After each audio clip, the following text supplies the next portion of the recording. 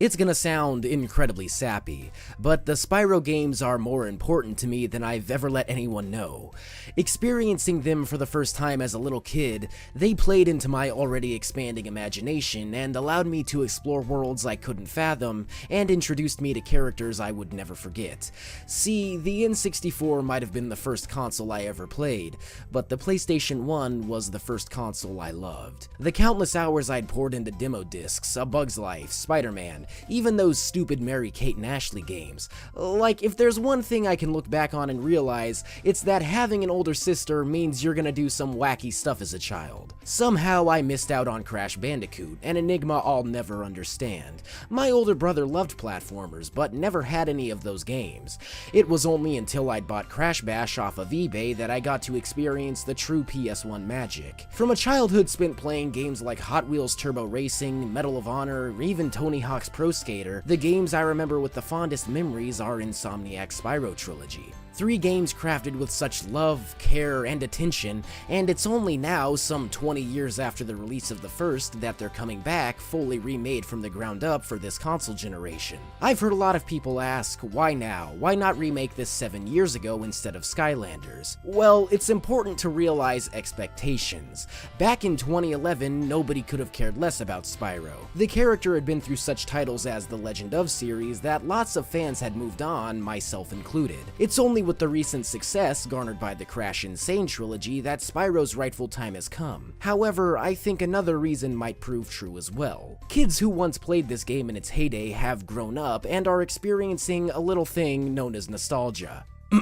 Nostalgia, a sentimental longing or wistful affection for the past, typically for a period or place with happy personal associations. It's been almost 2 decades since we last got a mainline Spyro entry, at least an entry worthy of being placed alongside Insomniac's works. Enter the Dragonfly and A Hero's Tale exist, but only to prove points, the former being how not to make a Spyro game, and the latter being a good foundation to build from, which was sadly never taken advantage of. See, even though numerous games were released in the series following Insomniac's departure, none of them ever achieved the appeal of the original trilogy. Call me a fanboy if you will, but when something is proven to be successful, it's usually good to either stick with it or expand upon it. Insomniac had run out of ideas for the series following the release of Year of the Dragon, and the only logical thing for them to do was to pass it on to whoever could carry the torch. The issue was, nobody else shared in Insomniac's vision, and therefore, the resulting games all felt as if they were missing some vital piece. It reminds me of Star Fox, really. After 64, Nintendo outsourced the IP to other developers, resulting in what can only be explained as the character being shoehorned into what could have been Rare's most brilliant title yet, as well as becoming an edgy third-person shooter-esque adventure game. Now, I'm not saying I want the same old thing repackaged with slight differences. Star Fox Zero was enough to snap me out of that mindset, but when it comes to carrying on the legacy of a series, the biggest concern should be keeping the spirit intact. From the beginning, Spyro the Dragon was always about the journey, starting small and ending big, a trait expressed through the character of Spyro himself. The first game sees him become a hero as he has to thwart Nasty Nort's plan of encasing the Elder Dragons in crystal, the second game follows him on his journey of stopping Ripto from tyrannically ruling Avalar, and the third is more or less the same plot as the first, only this time he has to prevent the sorceress from utilizing the baby dragons to become immortal. Size matters not in any of these journeys. Spyro isn't exactly the biggest of his kind, a fact remarked about by many of the dragons he saves during his first outing, as they're so impressed by his resilience and courage-driven nature. A bit of magic never hurt either, as a simple supercharge or super flame allowed him to take down enemies once thought invulnerable. Spyro isn't much of a weakling. Whatever knocks him down has to come to terms with the fact that he'll get right back up stronger than ever, mess with this dragon and feel the burn. The worlds he explored were always filled to the brim with whimsy, appearing as though they leaped off of a canvas and come to life. The skyboxes alone were captivating to the point where, to this day, I'll catch myself having looked at them for minutes at a time.